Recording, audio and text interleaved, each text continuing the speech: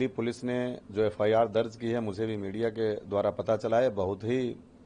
अशोभनीय और निंदनीय है कि किसी व्यक्ति ने एक बहादुर जाबाज की पत्नी को ऊपर ऐसा कोई कमेंट्स किया है। और मुझे अपने देश की कानून व्यवस्था पे पूरा भरोसा है कि न्याय मिलेगा, और मैं इसे अपनी बहू के ऊपर की गई अभद्र टिप्पणी में नहीं मानता। मैं इसे उस बहादुर जाबाज की ऊपर ही डायरेक्ट इसको टिप्पणी मानता हूं। और मुझे एनसीडब्ल्यू ने जो एक्नॉलेज किया है और दिल्ली पुलिस ने जो एफआईआर दर्ज की है, तो निश्चित रूप से न्याय मिलेगा। और मैं उस दिन का इंतजार करूंगा कि न्याय मिले और ऐसे किसी भी शहीद के साथ या किसी भी व्यक्ति के साथ कोई अभद्र टिप्पणी इन फ्यूचर में कोई ना करे। सर, क्या संदेश देना चाहेंगे कि सोशल मीडिया एक ऐसा प्लेटफॉर्म है, लोग अपनी बातों को रखते हैं, तो क्या अपील करेंगे? क्योंकि आप जिस इशू पे बात कर रहे हैं उससे लोग कहीं ना कहीं अलग हटके काम करते हैं। देखिए, मुझे दुख इस बात का हो रहा है कि एक बड़ा व्यापक मौजू है जिस पे बात चल रही है।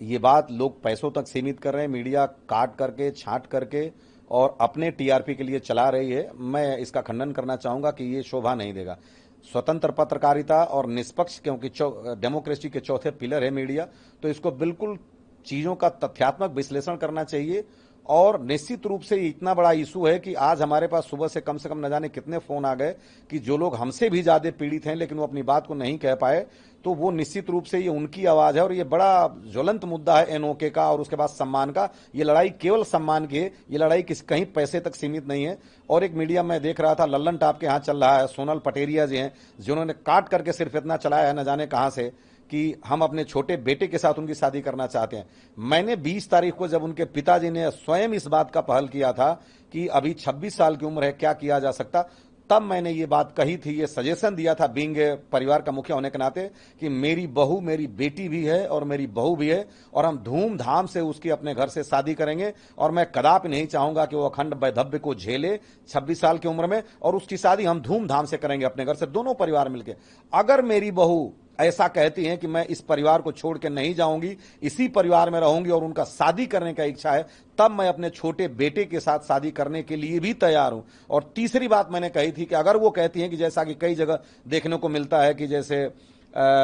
विक्रम बत्रा की मंगेतर हैं या कुछ और लोग हैं, अगर वो उस प्रेम की पराकाष्ठा को ऐसे जीना चाहती होंगी कि नहीं, मैं शादी ही नहीं करूंगी और मैं अंशुमान के नाम के साथ जीऊंगी, जबकि मैं ऐसा बिल्कुल नहीं चाहूंगा कि वो ऐसा करें, तब मैंने ये कहा था कि अगर वो ऐसा करती हैं तो फिर मेरे बेटे से जो भी संतान पैदा होगी, पुत्र या पुत्री, मैं उनके आंचल में दूंगा और मेरे घर की मालकिन और बहू, बड़ी बहू बनकर रहेंगी, और जो भी मेरी संपत्ति है वो पारिवारिक संपत्ति वो पास ऑन की जाएगी, और उनको जो मैं बेटा गोद में दूंगा उसके पिता का नाम अंशुमान सिंह होगा। तो मीडिया में केवल इतना काट के चलाना कि मैं अपने बेटे के साथ शादी करना चाहता, ये गलत नरेशन है, गलत नरेटिव है कि मैं उनको अपने घर में रखना चाहता, मैं कदापि नहीं चाहता था। और आज मैं क्लियर कर दूं कि अब इतना देखने के बाद और उनकी इस व्यवहारिकता के बाद, तो स्वयं त्रिलोक का कोई भी व्यक्ति कहेगा तो मैं अपने बेटे की बलि नहीं चढ़ाऊंगा और अपने इस बेटे की शादी में नहीं करूंगा, ये जीवन भर कुंवारा रह जाएगा तो मैं पसंद करूंगा, लेकिन मैं उनसे कदापि शादी नहीं करूंगा।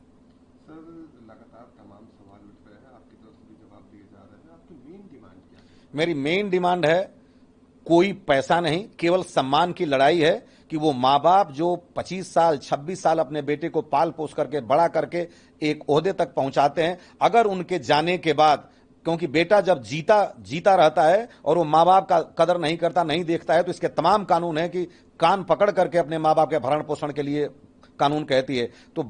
माँ बाप के बेटा के चले जाने के बाद वो गरीब माँ बाप जो जिंदगी नहीं जी सकते, उनको भी सोचना चाहिए। और एनओके का ये ज्वलंत मुद्दा, इस पे बहुत लोग जो सफर कर रहे हैं, इस पे व्यापक रूप से चर्चा होकर के कानून में परिवर्तन होना चाहिए। तो मेरी मीडिया से गुजारिश है कि इसको छोटी छोटी बातों में, पैसे पे, शादी पे सीमित करके और इस व्यापक मुद्दे को, डिस्कोर्स को न भटकाए। और ये जो मुद्दा है, मेरी डिमांड है कि ये मुद्दा बिल्कुल विचार होना चाहिए और एक प्लेटफॉर्म पे विचार होना चाहिए, और निश्चित रूप से इस पे कुछ न कुछ पॉजिटिव होना चाहिए, जो कि उस गरीब माता पिता को, यानी ये कहेंगे जिन्होंने सब कुछ खोया, उनका भी और उस पत्नी का भी, जो पत्नी रहती है या छोड़ के जाती है, तो एक रेशनल तरीके से इस पे बात होनी चाहिए और नियम बनना चाहिए जो कि सबको फायदेमंद हो, सबको ग्राह्य, एक सर्व, आप जिसको कहते हैं एक व्यापक समाज में, मतलब एक सभ्य समाज में सबके लिए एक्सेप्टेबल हो। केवल मेरा इतना कहना है।